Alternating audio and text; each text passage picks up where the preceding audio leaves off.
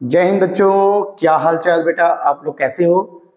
आशा करते हैं आप लोग बहुत अच्छे होगे और आपकी पढ़ाई बहुत अच्छे से चल रही होगी। तो बेटा आपके एग्जाम जो है बहुत पास आ गए हैं और बोर्ड की एग्जाम की तैयारी आप लोग बहुत अच्छे से करिए और हमारी तरफ से आप लोगों को all the best for your preparation for your board exam. तो चलिए बेटा स्टार्ट करते हैं क्लास को। आज जैसा कि आप देख पा रहे हैं, आज विद्युत धारा का पार्ट 5th वीडियो है। इस वीडियो में हम चर्चा करेंगे ओम के नियम के बारे में। वैसे ओम बेटा एक वैज्ञानिक का नाम है जिसने हमने बताया था कि प्रतिरोध की खोज ओम ने ही किया था, प्रतिरोध के बारे में बताया था। वैसे ओम क्या नियम क्या है बेटा, उसके बारे में थोड़ा चर्चा करने से पहले ओम साहब के बारे में थोड़ा सा जान लेते हैं। वैसे ओम साहब का पूरा नाम सर जॉर्ज साइमन ओम, इन्होंने ही ओम के बारे में बताया। वैसे ओम का नियम है क्या कि बेटा यदि हमारे पास कोई एक तार है, सपोज दैट, ये अभी इसको बेटा रहने दीजिए, हम आपको चर्चा करते हैं, ठीक है। हमारे पास एक चालक है, चालक बेटा, चालक मतलब तार, चालक तार है। और यदि हम इसकी, वैसे तार है तो तार हमारे पास है तो हमको खींचने उचने की, तान के बड़ा करने की, इसके ताप बढ़ाने की कोई जरूरत नहीं है। हमारे पास तार है तो हम तार डायरेक्ट इसको यूज करेंगे। तो यूज करने पर बेटा जब हम तार को यूज करेंगे तो जो इसमें वोल्टेज बढ़ता है, यानी वोल्टेज जो जाता है, यानी एक बिंदु से दूसरे बिंदु के सिरों के बीच जो विभवांतर है, यानी हम सीधा कह रहे हैं वोल्टेज जो जाता है, वो धारा और वोल्टेज ये एक दूसरे के नियत रहते हैं। सपोज दैट इधर थोड़ा समझ लीजिए, जैसे बेटा V बटा I बराबर R। जैसे अगर हम बात करें, अगर हम वोल्टेज की बात करें, अगर हम बेटा वोल्टेज हम 20 ले रहे हैं, 20 वोल्ट ले रहे हैं और धारा 5 एम्पियर ले रहे हैं, तो इनका अनुपात जो होगा बेटा वो नियत रहेगा, यानी 4। यानी कितना आया बेटा? 4 आया। इसका अनुपात क्या है? 4, 4 अनुपात 1। ऐसे ही अगर हम देख लेते हैं बेटा, थोड़ा अगर हम वोल्टेज का मान कम करके देख लें, यानी अगर हम वोल्टेज का मान कम कर दें तो यानी V का मान अगर हम 16 रख दें तो इसका मान 1 कम कर देंगे तो 4, 4 1 का 4, 4 4 16। फिर भी देखिए इसका मान नियत आ रहा है ना। फिर और देखिए बढ़ा के चेक कर लेते हैं। मान लीजिए हमारे पास है, इसको रख देते हैं हम 32 रख देते हैं, इसको 8 कर देते हैं, 8 1 का 8, 8 4 32, यानी इसका भी क्या है? 4। यानी इन सब में आपको देखने को मिल रहा होगा कि यानी वोल्टेज बढ़ाने पर ये जो धारा का मान है, धारा का मान और वोल्टेज का मान के जो अनुपात होगी वो बेटा हमेशा नियत अनुपात में होगी। यही ओम का नियम है। सीधा शब्दों में, सरल शब्दों में जानने का प्रयास कीजिए। अब थोड़ा लेखकों ने क्या किया है, इसको थोड़ा फैला दिया है कि उन्होंने कहा कि चालक तार, तार की भौतिक अवस्था, इसमें तार की, अरे भाई हमसे क्या मतलब है इससे? जो मेन पॉइंट है उसको बता दो बस।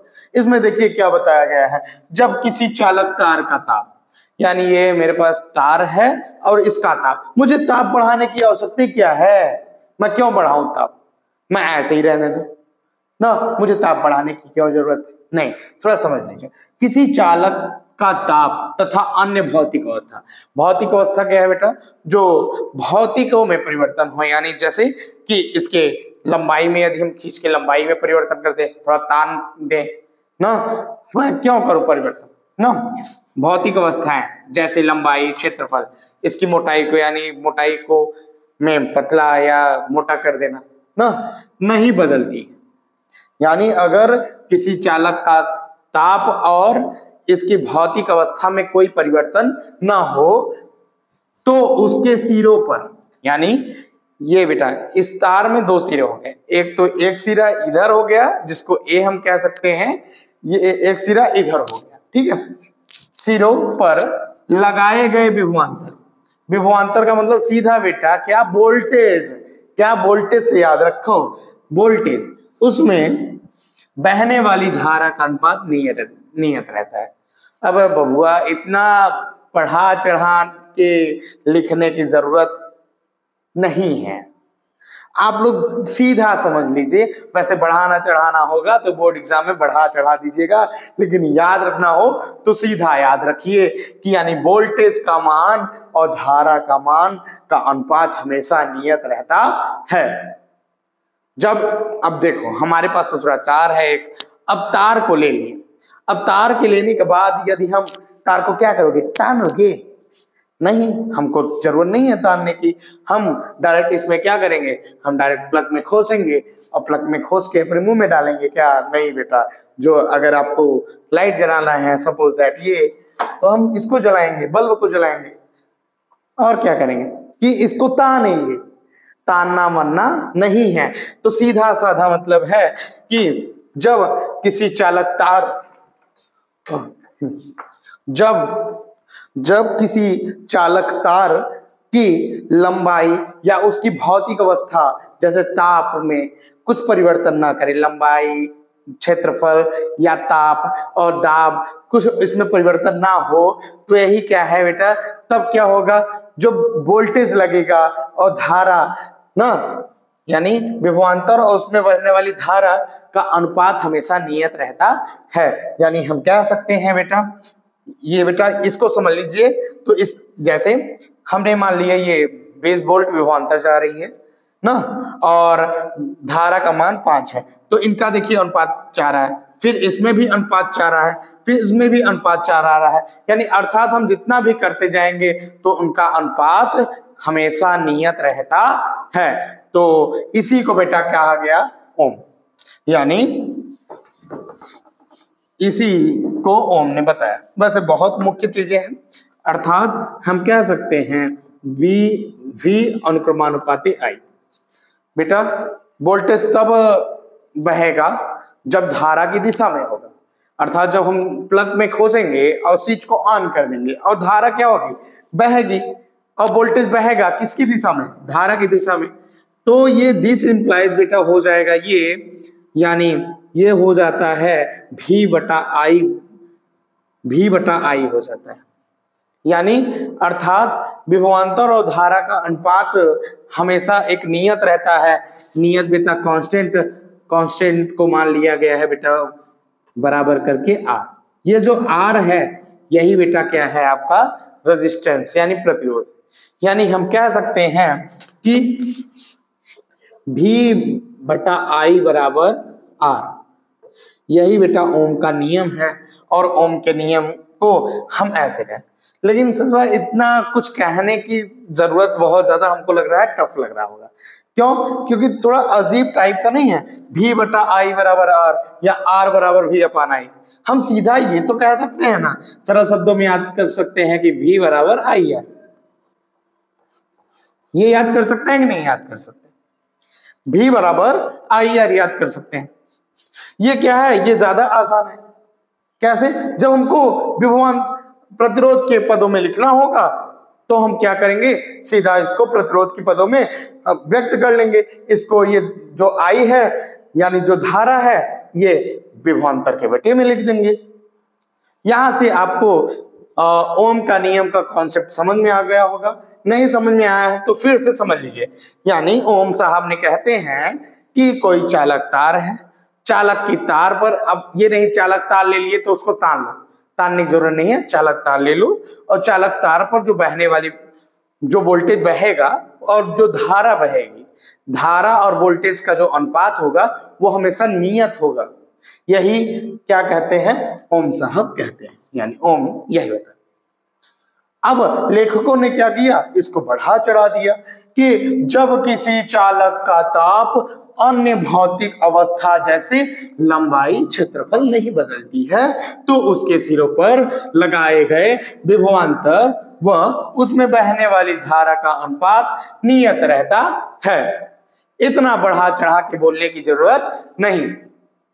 लेकिन क्या किया लेखकों ने, ले भैया हमको तो नहीं, हमको तो बड़ा बनाना है, हमको तो बच्चों को कंफ्यूजन में करना है, कंफ्यूज नहीं होना है। सीधा क्या आपको याद रखना है, कोई चालक तार है, चालक तार में जो वोल्टेज बहेगा बेटा वो धारा के अनुपात के नियत रहेगा। वो हमेशा अनुपात, वोल्टेज और धारा का अनुपात हमेशा नियत रहेगा।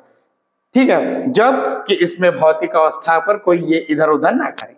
ठीक है, यही बेटा क्या है, ओम का नियम। यानी हम कह सकते हैं V/I बराबर R, यानी यही जो R है बेटा, यही कहलाता है प्रतिरोध। अब प्रतिरोध का स्वरूप बहुत बड़ा यूज है यार। प्रतिरोध का आप लोग जानते होंगे क्या करता है प्रतिरोध। प्रतिरोध किया जैसे लगाने हर एक चालक तार का अलग अलग प्रतिरोध होता है। जैसे हम यहां से यहां तक तार की बात करें, मान लो इसका प्रतिरोध आ गया, मान लो इसका 1 मीटर तार के प्रतिरोध हो 5 ओम, मान लो 5 ओम। जो प्रतिरोध आया 5 ओम, ये क्या करता है, इनका विरोध करता है। क्या करता है, इनका विरोध करता है, यानी V/I के अनुपात का विरोध करता है।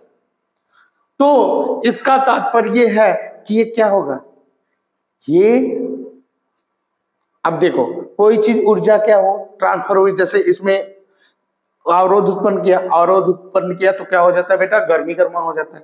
इन तारों के बीच में गर्मी गर्मा, और जब तारों के बीच में गर्मी गर्मा होगा तो ये तार क्या होंगे, ऊपर से पिघल सकते हैं या तार शॉर्ट हो जा सकते हैं। तो इसके लिए भी अलग अलग सूत्र आए गए हैं।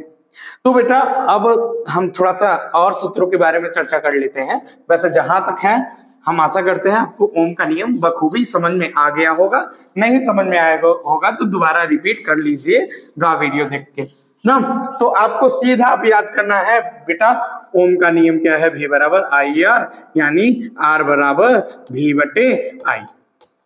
यहां तक जो अब लिख देना है, R बराबर नियतांक, जिसे चालक तार का प्रतिरोध कहते हैं। अब भी क्या है बेटा, सिरों के बीच में विभवांतर यानी वोल्टेज है, और I क्या है, ये धारा है। ठीक है, अब देखिए क्या होता है, अगर हम सामर्थ्य की बात करें कोई चीज चलाने की, तो P बराबर होता है बेटा VI। क्या होता है, P बराबर VI। अब देखिए ये P फॉर मतलब पावर हो गया, पावर यानी शक्ति। शक्ति क्या होगा, शक्ति कोई चीज की होता है बेटा, इसमें शक्ति होगा विभवांतर और धारा का गुणनफल जो होगा वही शक्ति कहलाएगी। अब इससे और भी सूत्र बन सकते हैं। पहला सूत्र मान लीजिए V/IR हो गया, इससे कई सूत्र बन सकते हैं। I बराबर आप ज्ञात कर सकते हैं, I बराबर हो जाएगा V/R, और यदि हम R का मान ज्ञात करें तो R बराबर हो जाएगा V/I हो जाएगा। एक सूत्र और हो गया, P बराबर VI हो गया, जहां P क्या है, P बेटा सामर्थ्य है या पावर है ना। अब देखिए, अब जब चालक के तारों के बीच हम करंट लगाते हैं तो करंट लगाने पर क्या होता है, तार गर्म होता है, प्रतिरोध आता है। तो बेटा तार गर्म क्यों हुआ, क्योंकि जब ये अवरोध उत्पन्न हुआ, अब जब अवरोध उत्पन्न हुआ तो बेटा किसी न किसी रूप में बाहर निकलेगा। अब कोई माध्यम तो है नहीं कि ये सीधा निकल जाए उधर भाग जाए, नहीं, ये क्या करेगा, यहीं लड़ते लड़ते लड़ते गर्म हो जाएगा, और गर्म होने पर ये क्या करेगा, ये इसकी ऊर्जा क्या होगी, उष्मीय ऊर्जा के रूप में बदल जाएगी। इसकी जो ऊर्जा होगी ये उष्मीय रूप में बदल जाएगी। तो वैज्ञानिकों ने इसी सिद्धांतों पर क्या किया है बेटा, इसी सिद्धांतों पर कर दिया है, हीटर वगैरह बना दिया है। यानी इससे फॉर्मूला बन जाएगा H बराबर I²RT ना। अब यहां से कई सूत्र बन सकते हैं, हर एक का मान पर अलग अलग सूत्र रखते जाइए।